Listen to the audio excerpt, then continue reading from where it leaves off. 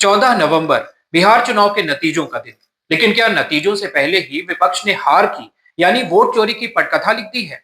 क्या सचमुच ट्रेन भरकर वोटर लाए गए? क्या पुलिस और अधिकारी नतीजों को प्रभावित करने की साजिश में शामिल हैं? जी हां, देश के सबसे बड़े लोकतांत्रिक पर्व पर महागठबंधन ने सत्तारूढ़ दल और चुनाव आयोग पर सबसे गंभीर आरोप लगा दिए हैं। सवाल बड़ा है, क्या नतीजों के बाद एक बार फिर चुनावी विश्वसनीयता खतरे में पड़ जाएगी? सबसे पहले बात करते हैं विपक्ष के नेता तेजस्वी यादव के गंभीर आरोपों की। तेजस्वी ने सीधे चुनाव आयोग की निष्पक्षता पर ही सवाल उठा दिया है। उनका आरोप है कि भाजपा शासित राज्यों से अधिकारियों और पुलिस फोर्स को खास मकसद से लाया जा रहा है। तेजस्वी ने सीधा आरोप लगाया कि चुनाव ड्यूटी के लिए 68% पुलिस ऑब्जर्वर्स बीजेपी शासित राज्यों से हैं और यह सुनियोजित धांधली का हिस्सा है। उन्होंने यहां तक कहा कि सीएम हाउस से रिटायर्ड अधिकारियों द्वारा बड़े बड़े जिला अधिकारियों को लगातार फोन जा रहा है। अब रुक करते हैं कांग्रेस के वरिष्ठ नेता कपिल सिब्बल के आरोपों की तरफ, जिन्होंने चुनाव को ट्रेन वाली साजिश से जोड़ा है। सिब्बल ने दावा किया कि हरियाणा से बिहार के लिए विशेष ट्रेनें चलाई गई। सिब्बल ने पूछा कि 6000 लोग एक साथ क्यों भेजे गए? क्या ये पेशेवर वोटर थे? सवाल ये उठता है कि ये लोग चुनाव में या तो ऐसा है कि भाई केवल हरियाणा में ही स्पेशल ट्रेन चलने की ज़रूरत है कि क्योंकि ये 6000 लोग बिहार से हैं तो वहाँ जाकर निश्चित रूप से वोट करेंगे, या तो ये है या इनको भेजा गया है। दो ही बातें हो सकती है ना। तो अगर तो ये हैं जो जेन्युइन वोटर हैं फिर तो अपने ट्रेन लेकर खुद जाएंगे, इनको उनकी ज़रूरत नहीं है कोई स्पेशल ट्रेन की।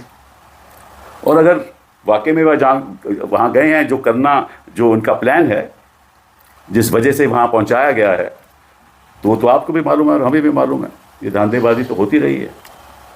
ठीक है, तो सबसे पहले मैं रेलवे मंत्री जी से, वैष्णव जी से पूछना चाहता हूँ कि भैया वाकई में क्या ये स्पेशल ट्रेन चली या नहीं? इनकी जवाबदेही तो बनती है ना। तो पब्लिकली बताएं क्या ये स्पेशल ट्रेन चली? और जो मैंने कहा है 10 बजे, 11 बजे, 3 तारीख को, फिर 3 बजे, 4 बजे तो वहाँ पहुँची। और अगर ये चली तो सरकार ने स्पेशल ट्रेन हरियाणा से क्यों चलाया? जब छठ में तो चला नहीं पाए, यहाँ ट्रेन चला रहे हैं। ठीक है, और अगर वाकई में चली तो किस लिए? अगर तो ये जेन्युइन वोटर हैं तो उनके लिए तो स्पेशल ट्रेन की ज़रूरत नहीं है। अगर जेन्युइन वोटर नहीं है तो फिर काहे का आपने स्पेशल ट्रेन चलवाई? कुछ छत्ता मौत तो खत्म हो गया। रेल मंत्रालय ने अपने एक्स पोस्ट में कहा कि यह वोट चोरी नहीं बल्कि यात्रियों की अचानक भीड़ को नियंत्रित करने की सामान्य प्रक्रिया थी। अनियोजित विशेष ट्रेनें यात्रियों की अचानक हुई वृद्धि के लिए तैनात की गई। वॉर रूम से भीड़ देखकर इन्हें तुरंत चलाया जाता है। लेकिन कपिल सिब्बल इस सफाई से संतुष्ट नहीं हुए। उन्होंने रेलवे के जवाब पर पलटवार किया। अब साफ जाहिर है कि ये ट्रेन केवल बीजेपी के वोटर्स को ले जा रही थी करनाल से।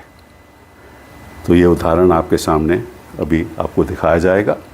और उसका पैसा बीजेपी दे रही थी, वो खुद कहते हैं। और साथ साथ में वो ये भी कहते हैं कि ये सैनी जी भिजवा रहे हैं हमें। तो आप ये वीडियो सुनिए। ये देखिए भाई, भाजपा पार्टी जो है ट्रेन भर के जो है बिहारियों की वो बिहार भेजा जा रहा है। ये देखिए किस तरह से सभी ने पटके, देखिए भारतीय जनता पार्टी के जो पटके हैं वो डाले हुए हैं।